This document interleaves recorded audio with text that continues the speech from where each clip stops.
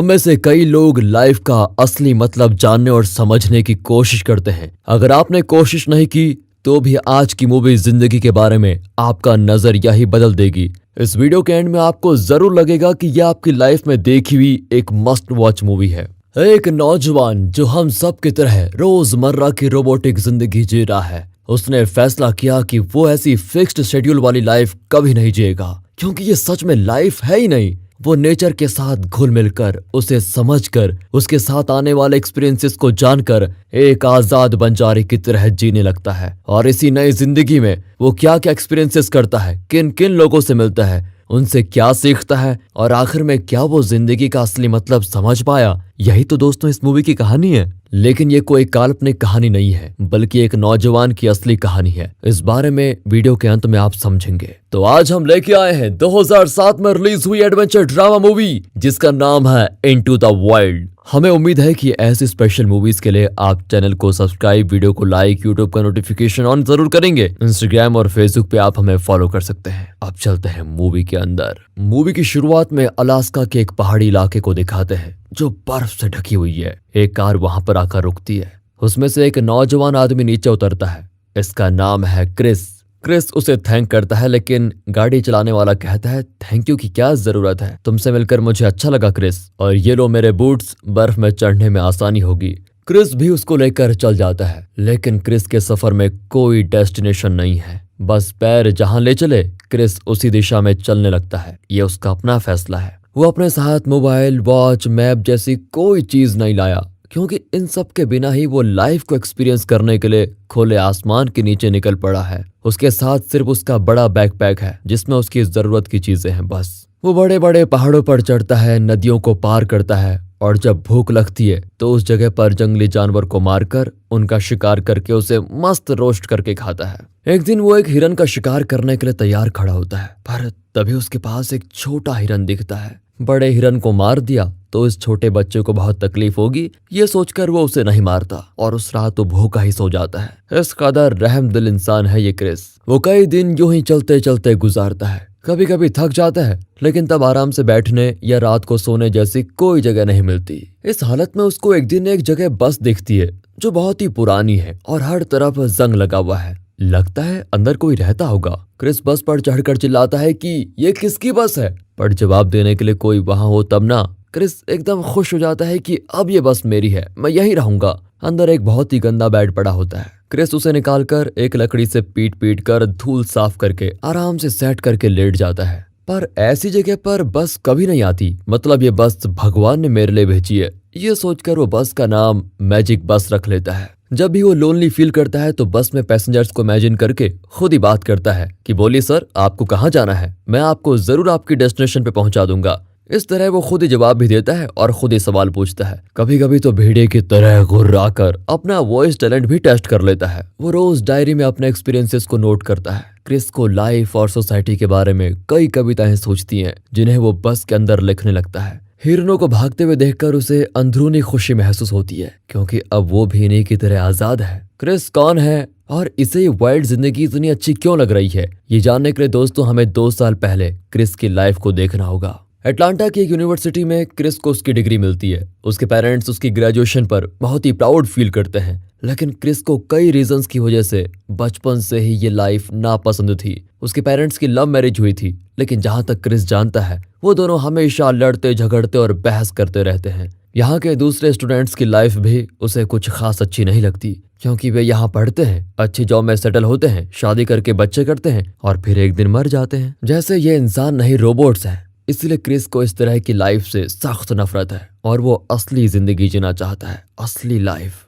Graduation के बाद Chris के पेरेंट्स उसे एक रेस्टोरेंट में लंच के लिए लेके जाते हैं। वे कहते हैं कि बेटा तुम अब इस पुरानी डब्बा कार में मत घूमो, हम तुम्हारे लिए नई कार खरीदेंगे। क्रिस कहता है बेवजह नई चीजें खरीदना आप लोग कब छोड़ेंगे, मुझे नई कार नहीं चाहिए, मुझे तो ये पुरानी कार ही अच्छी लगती है और मुझे जो ग्रेड्स मिले हैं उनसे मुझे आगे की पढ़ाई के लिए एक बड़ी यूनिवर्सिटी में स्कॉलरशिप भी मिल चुकी है। मैंने पैकिंग भी कर ली है, आप फिक्र मत कीजिए, मैं वहां से आपको खत लिखता रहूंगा। पर क्रिस ने अपने लिए तो कोई और ही प्लान बना लिया होता है। वो अपना ID card, bank debit card वगैरह सब कुछ डिस्ट्रॉय कर देता है, क्योंकि ये सब उसकी असली पहचान नहीं, वो सिर्फ क्रिस बनकर अपनी असली पहचान को ढूंढना चाहता है। उसके अकाउंट में $24,400 होते हैं। उनमें से 24,000 एक चैरिटी को डोनेट कर देता है और सिर्फ $400 अपने खर्चे के लिए रख लेता है। अगर ज्यादा पैसे हाथ में होंगे तो आराम की जिंदगी जीने का मन करेगा, पर क्रिस ऐसा नहीं चाहता। वो असली स्ट्रगल को एक्सपीरियंस करना चाहता है। नई जगहों पर जाकर नए लोगों से मिलकर वो एक्सपीरियंसेस कमाना चाहता है, न कि पैसे। फिर क्या था, वो अपनी पुरानी कार लेकर निकल पड़ता है। उसकी लाइफ के इस भाग को वो नया जन्म कहता है, क्योंकि अपने चुने हुए रास्ते पर यह उसका सबसे पहला एक्सपीरियंस है। वैसे दोस्तों, अगर आपने भी कभी लाइफ को समझने के लिए ऐसा सफर पर जाने की सोची हो या जा चुके हो, वीडियो को लाइक जरूर करना और अपने एक्सपीरियंसेस को शेयर भी। क्या पता आप में से किसी दो के एक्सपीरियंसेस और इंस्पिरेशन सेम हो जाए। वापस चलते हैं मूवी में। क्रिस का नया जन्म हो चुका है। वो ड्राइव करते करते शहर से बहुत दूर एक इलाके में पहुंच जाता है। इतने में अंधेरा होता है और क्रिस कार रोककर अंदर ही सो जाता है। रात को तेज बारिश होती है और कार मिट्टी के अंदर फंस जाती है। अब क्रिस फैसला करता है कि जब वाइल्ड जिंदगी जीनी है तो इस कार की मुझे क्या जरूरत, ये सोचकर वो पैदल ही आगे चल जाता है। लेकिन नंबर प्लेट उतार कर जाता है ताकि कोई ये ना जान पाए कि ये क्रिस की कार है। और जब मैं वाइल्ड में जा ही रहा हूँ तो असली लाइफ के लिए इन पैसों की क्या जरूरत है, ये सोचकर वो अपने करेंसी नोट्स भी जलाकर धूप में अपना भारी बैग उठाकर चल पड़ता है जिंदगी की नई सीख की ओर। उसके पैर जिस दिशा में मुड़ता वो उसी तरफ चलने लगता। रास्ते में कोई पब्लिक टॉयलेट मिल गया तो वहीं फ्रेश हो लेता। वो हर किसी को अपना नाम अलेक्जेंडर द सुपर ट्रैम्प बताता, क्योंकि नए जन्म में उसे नया नाम भी चाहिए। ट्रैम्प यानी आवारा, यहाँ से हम भी उसे एलेक्स ही कहेंगे। एलेक्स अपना सफर जारी रखता है। कहीं लिफ्ट मिल गया तो खुशी से ले लेता है, लेकिन जब नहीं मिलता तो पैर तो है ही। उसके रास्ते में जो जगह आती वहीं आराम करके अगले दिन फिर किसी दूसरी दिशा में चलने लगता। उसके पेरेंट्स नहीं जानते कि उनका बेटा बंजारे की जिंदगी जी रहा है। दरअसल घर से निकलने से पहले ही क्रिस ने कुछ लेटर्स लिखे और ऐसी अरेंजमेंट करके रखी थी कि हर महीना उसके पेरेंट्स को एक लेटर मिलता रहे। लेकिन अचानक उसके लेटर्स आना बंद हो जाते हैं तो वे परेशान हो जाते हैं। वे घबराकर उस जगह जाकर पूछताछ करते हैं जहां से उन्हें लेटर्स मिल रहे थे, लेकिन वहां पता चलता है कि क्रिस नाम का तो कोई वहां पर आया ही नहीं। वे जान जाते हैं कि बेटा उनसे झूठ बोलकर कहीं और ही चला गया है। बहुत दुखी होते हैं उसके माँ बाप। लेकिन एलेक्स इस नई जिंदगी में जगह जगह घूमकर बहुत ही खुश है। वो जंगलों में घूमता है, पेड़ पौधों और जानवरों के बीच बहुत ही खुशी महसूस करता है। रास्ते में एक पुराना हैट मिलता है तो उसका चेहरा इतना खिल जाता है मानो खुद भगवान ने उसे यह हैट दिया हो। फिर रास्ते में वैन को रोककर लिफ्ट मांगता है। वे बड़ी खुशी से उसे अंदर ले लेते हैं। वैन में दो लोग होते हैं, एक तो जो ड्राइव कर रहा है उसका नाम है रेनी और उसके साथ है जैन। ये लोग भी एलेक्स की तरह बंजारे हैं जो एक जगह नहीं रहते और इस वैन में जगह जगह घूमते रहते हैं। रात को तीनों मिलकर खाते हैं। जैन कहती है, तुम ट्रैम्प हो राइट? नहीं, मैं सुपर ट्रैम्प हूँ। तो जैन कहती है, तुम असल में लेदर ट्रैम्प हो। अब ये क्या होता है? जो बंजारे पैदल ही सफर करते हैं उन्हें लेदर ट्रैम्प कहते हैं और हम दोनों हैं रबर ट्रैम्प, यानी रबर टायर वाली गाड़ी में सफर करने वाले। रेनी डायरेक्ट बोल देता है कि देखो, हमारी तो उम्र चली गई है और हमारा कोई लक्ष्य भी नहीं है, इसलिए हम बंजारे बने फिर रहे हैं। लेकिन तुम तो जवान हो, बड़े घर के लड़के लगते हो, फिर तुमने ये लाइफ क्यों अपनाई? एलेक्स भी कह देता है, क्योंकि यही तो असली जिंदगी है और मुझे ऐसा ही जीना पसंद है। ये सोसाइटी एक पागल खाना है जहाँ से मैं बाहर आ गया। पैसा, नाम, प्यार, रिलेशनशिप्स, ये सब कुछ नहीं, एक इल्यूजन है जिसे सब सच मान बैठे हैं। मुझे जानना है जिंदगी का असली सच क्या है, इसलिए मैं इस सफर पर निकला हूँ। जब मेरे सफर का अंत होगा तो मैं समझ जाऊंगा कि जिंदगी क्या है। अब जैन मन ही मन खुश होती है कि इतनी कम उम्र में इस लड़के का दृष्टिकोण इतना सुलझा हुआ है। वाह! एलेक्स फिर इनके साथ रहकर बहुत कुछ सीखता है और वे बीच पर मजे से नहाते हैं। अगले दिन सुबह होने से पहले ही एलेक्स उन्हें बिना बताए निकल जाता है। वे उठकर देखते हैं कि एलेक्स रेत पर थैंक यू रेनी और जैन लिखकर चला गया है। दोनों बहुत दुखी होते हैं क्योंकि उन्हें एलेक्स बहुत ही अच्छा लगा और वे चाहते थे कि वो उनके साथ कुछ दिन और रहे। लेकिन एलेक्स का मकसद तो लाइफ एक्सपीरियंसेस बटोरना है, इसलिए वो ज्यादा दिन किसी के साथ नहीं रहता और ना ही रिलेशनशिप्स बनाने में विश्वास करता है। इस तरह अपनी नई जिंदगी के भाग को वो जवानी बताता है। चलते चलते कहीं फल मिल गए तो उसके साथ बात करने लगता है, यार एप्पल शहर के एप्पल से तो बहुत ही टेस्टी और ऑर्गेनिक है। मैं सुपर ट्रैम्प हूँ तो तू है सुपर एप्पल। बंजारे की लाइफ मुश्किलों से भरी होती है। कभी कभी तो खाने के लिए कुछ नहीं मिलता और कभी बहुत ज्यादा मिल जाता है, इसलिए कहीं पर अगर खाने को कुछ भी मिल जाए तो वो बहुत ही टेस्टी लगता है। एलेक्स चलते चलते लिफ्ट मांगता है तो कोई दे देता है, कोई मना करके चला जाता है, कहीं उसे पैदल ही जाना पड़ता है। जहाँ नहाने और ब्रश करने के लिए पब्लिक टॉयलेट नहीं मिलता वहाँ वो फार्म या किसी के गार्डन में ही नहा धो लेता है। फिर लगातार चलने लगता है लेकिन रुकता नहीं, थक कर कभी बैठ जाता और थोड़ी देर के बाद फिर चल देता। इस तरह चलते चलते वो एक फार्म को देखता है जहां उसकी मुलाकात वैनी नाम के एक आदमी से होती है। एलेक्स की बातें सुनकर वैनी इंप्रेस होकर उसे अपने फार्म में काम दे देता है। एलेक्स बहुत मेहनत करके खेती का काम सीखता है। एक दिन दोनों बार में होते हैं तो वैनी पूछता है, आखिर तुम्हारा लक्ष्य क्या है? मैं ये जानना चाहता हूँ कि लाइफ का असली मतलब, असली मकसद क्या है। फिर मैं उस असली लाइफ को जीना चाहता हूँ और मैं अलास्का जाना चाहता हूँ। वैनी हंस पड़ता है कि बेटा तू तो पागल है, अलास्का जाना है तो बस या कार बुक कर लो, चले जाओ, ये भी कोई लक्ष्य होता है? सर आप शायद समझे नहीं, मैं बस या कार में मोबाइल वॉच वगैरह लेकर टूरिस्ट बनकर नहीं जाना चाहता। मैं अपने खुद के पैरों की मदद से मनचाही दिशा में सफर करके, कई जगहों पे रुक कर, वहाँ काम करके, तरह तरह के लोगों से मिलकर, ढेर सारे लाइफ एक्सपीरियंसेस को बटोर कर तब अलास्का जाना चाहता हूँ। मैं कोई जल्दी में नहीं हूँ, बल्कि धीरे धीरे रास्ते की हर जगह को एक्सप्लोर करते हुए अलास्का पहुंचना चाहता हूँ। तब जाकर मुझे समझ आएगा कि लाइफ क्या है और मैं क्यों जी रहा हूँ। तब मुझे पता चलेगा कि असल में लाइफ क्या है और मैं क्यों उस लाइफ को जी पाया हूँ या नहीं। अब वैनी पूछता है कि असली लाइफ का तुम पता लगाने जा ही रहे हो, तो क्या जो हम लोग जी रहे हैं वो नकली है? हम लोग तुम्हें पागल दिखते हैं क्या? सर वो मैं आपके मुंह से कैसे कहूँ, पर सच तो यही है ना, आप लोग सभी रोबोट्स की तरह हैं। आप सबको प्रोग्राम करके रखा गया है कि सुबह उठो, तैयार हो, काम पे जाओ, घर आओ, खाकर सो जाओ, फिर होगी शादी, फिर बच्चे, फिर बच्चों की देखभाल, बच्चों को डॉक्टर में दिखाओ और फिर एक दिन बूढ़े होकर मर जाओ। इससे लाइफ कहने में आपको शर्म नहीं आती क्या? ऊपर से मजहब, जाति के नाम पर सबको अलग कर दिया गया है और ये पॉलिटिशियंस और पावरफुल लोग हमारी मेहनत को ऐसे चूसते हैं जैसे किसी जूस बोतल में स्ट्रॉ डालकर चूस रहे हो। इन्हीं के बीच हम जी रहे हैं। दिल पे हाथ रखकर बोले मिस्टर वैनी, क्या आपको सच में लगता है कि आप जो जी रहे हैं वो जिंदगी है? ये एक घटिया सोसाइटी है वैनी, एकदम घटिया। और अब वैनी भी रियलाइज कर लेता है कि ये बच्चा तो बिल्कुल ठीक बोल रहा है। वो चिल्लाने लगता है कि हाँ एलेक्स, तुम ठीक कहते हो, ये सच में एक घटिया सोसाइटी है, एकदम घटिया। दोनों चिल्ला चिल्ला कर पूरा बार सर पे उठा लेते हैं और वहां घटिया शब्द हर तरफ गूंजने लगता है।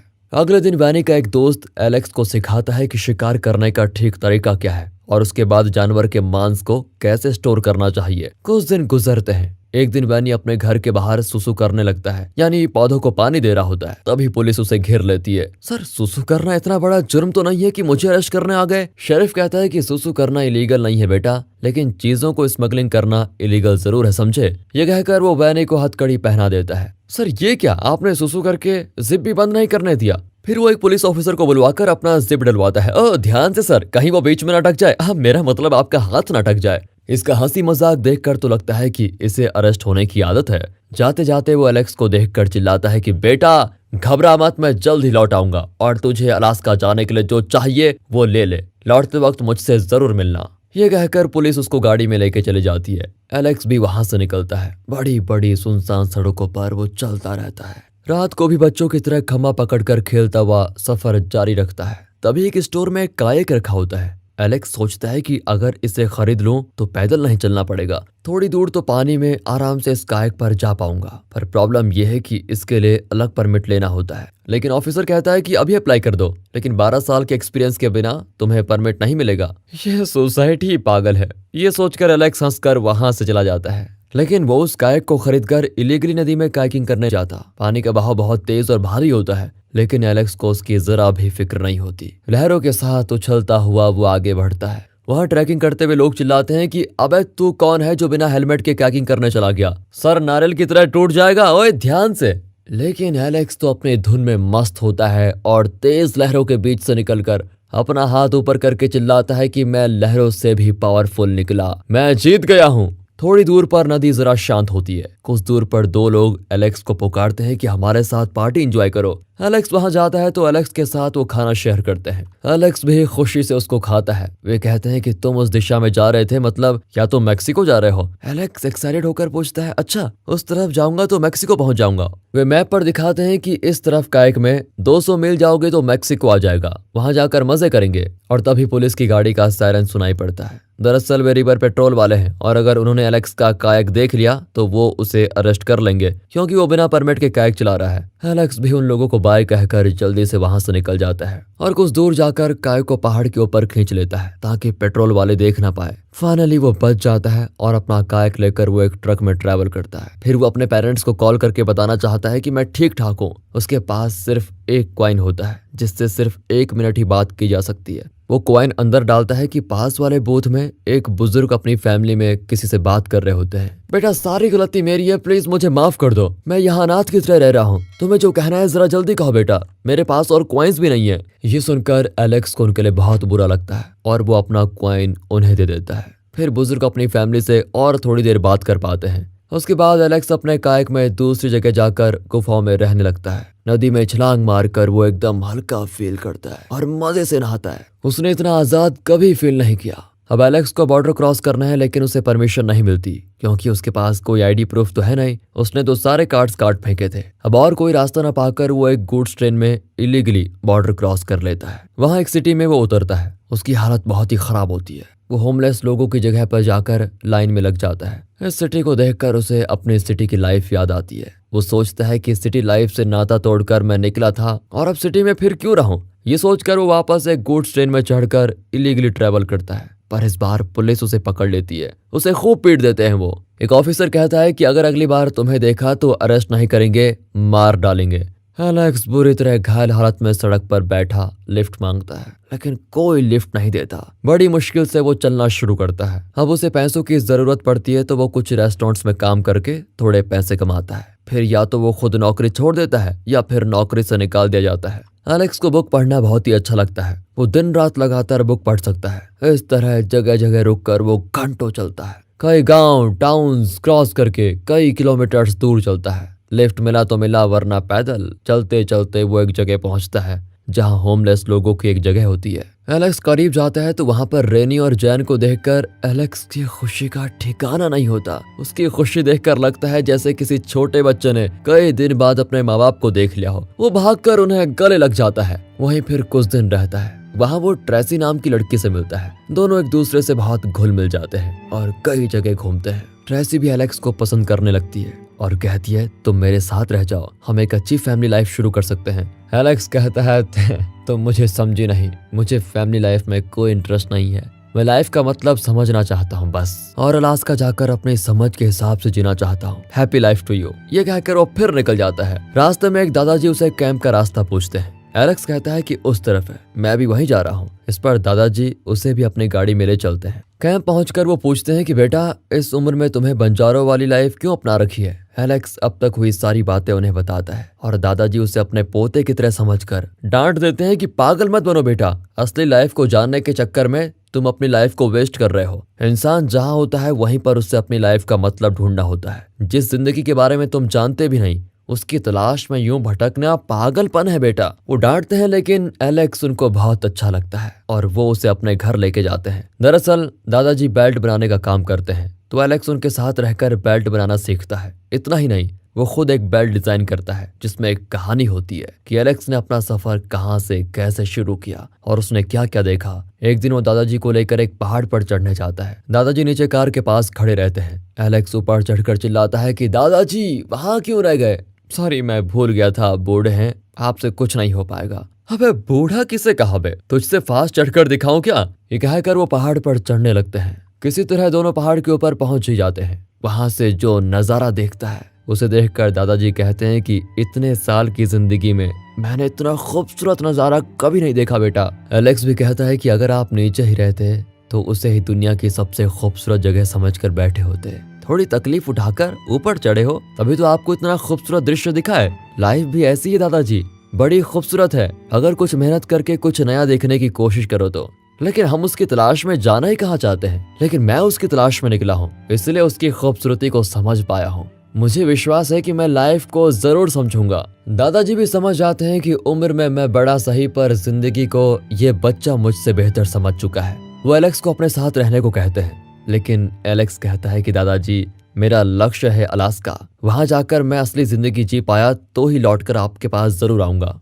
ये कहकर एलेक्स अपने रास्ते फिर चल पड़ता है। अपने सफर के दौरान ही वो इस आदमी से मिलता है और हर किसी की तरह उसे भी एलेक्स बहुत ही अच्छा लगता है। वो एलेक्स को अलास्का के उस इलाके में छोड़कर उसे अपने बूट्स भी देता है। यही मूवी की शुरुआत में दिखाया गया था। तो यहाँ एलेक्स इस मैजिक बस को साफ करके उसमें रहने लगता है। यही एलेक्स का आखिरी डेस्टिनेशन है और लाइफ को समझने के लिए वो थोड़े दिन यही रहने का फैसला करता है। रोज शिकार करके खाता है। कई दिन उसे कुछ नहीं मिलता तो भूखे पेट ही सो जाता है। कुछ ही दिनों में वो बहुत ही दुबला पतला हो जाता है। उसकी जीन्स बहुत ढीली पड़ जाती है, जिसकी वजह से वो अपने हाथ से बनाए हुए बेल्ट पर एक्स्ट्रा छेद करके उसे टाइट करता है। शरीर उसका कमजोर हो जाता है, लेकिन मन में वही दृढ़ विश्वास और जिंदगी जीने का असली महत्व है। वो बहुत ही खुश है। एक दिन वो एक बड़े जानवर का शिकार करता है। उसे मारकर एलेक्स को बहुत खुशी होती है, क्योंकि अब उसे कुछ दिन शिकार करने की जरूरत नहीं पड़ेगी। वो इसका मांस स्टोर करके रख सकता है। पहले तो वो उसका हार्ट खाता है, फिर दूसरे पार्ट्स निकालकर उसे रोस्ट करके खाता है। बहुत सारा मांस बच भी जाता है तो उसे एक सेफ जगह पर स्टोर करता है। फिर रोज उसमें से थोड़ा थोड़ा काट कर खाता है और ऐसे ही उसके दिन गुजरते हैं। फिर 2-3 दिन में उस पर कीड़े भी पड़ जाते हैं। अब उसका ये खाना खाने लायक नहीं बचा। उसने इतनी मेहनत से जो शिकार किया था, अब उसे दूसरे जानवर खा रहे हैं। नेचर में कोई मेरा तुम्हारा नहीं होता, सब कुछ सबका होता है ना दोस्तों? सही कहा ना मैंने? क्या ख्याल है आपका? कमेंट्स में बताइएगा। एलेक्स ने उस दिन क्या सीखा वो सब कुछ अपनी डायरी में लिख देता है। एक दिन वो नदी को देखता है और लहर भी उतनी तेज नहीं होती, लेकिन जब वो पैर रखता है तो उसे खींच ले जाती है लहरें। उस दिन वो लिखता है कि नदी की लहरों को कभी अंडरएस्टिमेट नहीं करना चाहिए। उसके पास कई बुक्स होती है जिनसे उसे पता चलता है कि यहाँ कौन कौन से पौधे मिलते हैं और वे खाने के लिए सेफ हैं भी या नहीं। शिकार करना थोड़ा मुश्किल हो जाता है, इसलिए वो पौधे फल वगैरह खाना शुरू करता है। उस बुक में लिखा होता है कि वाइल्ड पोटैटोज रूट को खाना सेफ है, इसलिए वो पोटैटो रूट्स को खाने लगता है। दिन गुजरते जाते हैं। एक दिन जब वो उठता है तो उसका एक हाथ और पैर पैरालाइज हो जाता है। एलेक्स उन्हें फील नहीं कर पाता। वो बहुत घबरा जाता है कि क्या करूं। उसके समझ में नहीं आता कि उसे क्या हुआ। बड़ी मुश्किल से वो उस बुक को निकाल कर पढ़ता है। उसमें लिखा है कि वाइल्ड पोटैटोज रूट्स को खाना बिल्कुल सेफ है, लेकिन उसमें यह भी लिखा होता है अलास्का में पाए जाने वाले एक खास तरह के वाइल्ड पोटैटो रूट्स ह्यूमंस के लिए पॉइजन्स होते हैं। एलेक्स ने उस वाक्य को नहीं पढ़ा था। इसे खाने से सबसे पहले तो आंखें कमजोर हो जाती हैं, फिर हाथ पैर पैरालाइज हो जाते हैं, धीरे धीरे इंसान मर जाता है। ये पढ़कर एलेक्स से रहा नहीं जाता और वो खुद को कोसने लगता है कि मैंने ऐसी लापरवाही कैसे कर दी, मैंने पूरा क्यों नहीं पढ़ा। दरअसल अभी कुछ दिनों पहले से वो अपनी पसंद की लाइफ जीने लगा था, लेकिन अब सब कुछ खत्म हो जाएगा, वो भी इतना जल्द। उसकी हालत बहुत खराब हो जाती है और उसका शरीर एकदम आधा हो चुका है। जो जिंदगी के बारे में बात करना नहीं थकता। अब वो रोज अपनी मौत का इंतजार करने लगता है और इस हालत में पहुंचने के बाद ही वो जिंदगी का असली मतलब समझ पाता है। वो अपनी डायरी में लिखता है कि अपनों के साथ अपने एक्सपीरियंसेस और खुशियां शेयर करने में ही असली खुशी है, यही तो असली जिंदगी है। लिखते लिखते उसकी आंखों में आंसू भर आते हैं, क्योंकि जिंदगी की तलाश में जब वो निकला तो रास्ते में उसके लिए केयर करने वाला कोई ना कोई जरूर था। जैसे रैनी और जैन, वैनी, ट्रेसी जो उसके साथ एक फैमिली लाइफ जीना चाहती थी, या फिर दादाजी जो उससे अपने पोते की तरह प्यार करने लगे थे। एलेक्स अब रियलाइज करता है कि अगर वो इनमें से किसी के साथ भी रहता तो शायद वो एक खुशी से भरी लाइफ जीता, पर वो तो लाइफ की तलाश में उन सबको पीछे छोड़ आया और यहाँ अकेला मौत का इंतजार कर रहा है। यहाँ एलेक्स सोचता है कि उसे शायद अपने पेरेंट्स को छोड़कर आना ही नहीं चाहिए था। वो लोग अब भी बहुत दुखी हैं कि न जाने उनके बेटे को क्या हुआ, वो कहाँ गया। पर यहाँ तो एलेक्स अब उठ भी नहीं पाता और वो अपने स्लीपिंग बैग्स में से उठकर लेट जाता है। इमेजिन करता है कि वो अपने पेरेंट्स के साथ है और इसी सोच के साथ वो अपनी आखिरी सांस लेता है। सुनो दोस्तों, आजकल हर कोई मैं, मेरी लाइफ, मेरा पैसा, मुझे ये करना है, मुझे वो करना है, इस तरह ही अपनी लाइफ को लेकर बैठे हैं। लेकिन सोचिए, अगर आपने ऐसा कुछ देखा या कुछ नया एक्सपीरियंस किया जिसे कभी किसी ने एक्सपीरियंस नहीं किया था, तो क्या सिर्फ उसको देखकर आपको खुशी मिल जाएगी? ना, बिल्कुल नहीं। असली खुशी तो उन बातों को या अपने एक्सपीरियंसेस को अपनों के साथ शेयर करने में मिलती है, और यही एलेक्स ने आखिरी मोमेंट में अपनी डायरी में लिखा था। और जैसा मैंने शुरुआत में कहा था दोस्तों, ये रियल लाइफ स्टोरी है जो क्रिस्टोफर मैकलेस नाम के नौजवान की लाइफ एक्सपीरियंसेस पर आधारित है। यह है असली क्रिस्टोफर यानी एलेक्स। उसने अपने कैमरा में उस मैजिक बस के आगे खुद की फोटो खींची थी, और यह है वो मैजिक बस जिसमें क्रिस ने अपने आखिरी 113 दिन बिताए। अलास्का में उसी जगह पर आज भी ये बस खड़ी है और लोग उसे देखने आते हैं। आखिर में एलेक्स ने दुनिया के लिए ये नोट छोड़ दिया था कि मैंने खुशी से भरी जिंदगी जी है, और वो भगवान को थैंक यू कहता है और चाहता है कि सबको भगवान की ब्लेसिंग्स मिले। लेकिन नीचे उसने अपना नाम एलेक्स नहीं क्रिस्टोफर लिखा है, क्योंकि वो समझ गया था कि यही उसका असली नाम है जो उसे उसके पेरेंट्स ने दिया था, और उनके साथ वो जो लाइफ जी रहा था वही असली लाइफ थी। तो दोस्तों, कंक्लूजन ये है, अगर आप लाइफ को एक्सपीरियंस करना चाहते हैं, नेचर के साथ वक्त बिताना चाहते हैं, तो उन एक्सपीरियंसेस को अपनी फैमिली के साथ शेयर कीजिए। लेकिन दोस्तों इस वीडियो को सिर्फ फैमिली के साथ ही नहीं, हर किसी के साथ शेयर कीजिए।